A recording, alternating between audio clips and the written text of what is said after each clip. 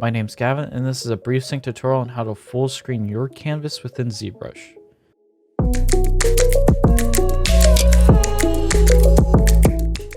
To accomplish this, it's fairly simple. All you want to do is have ZBrush open, go to the top here, hit Document, have Wsize enabled, hit New Document, hit No, and it's full screened.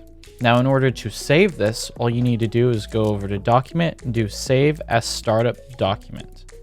Now, if we reopen ZBrush, once we reopen ZBrush, it's going to be full screened every other time you open the application now. And that's how you accomplish this. If you like this brief sync tutorial, please like, subscribe, and comment. I would love to hear any ideas you have for future brief sync tutorial videos, as well as other longer tutorial videos. I recently finished motion graphics for new content in other series called tour videos and rundown videos. So stay tuned for more content like that in the future.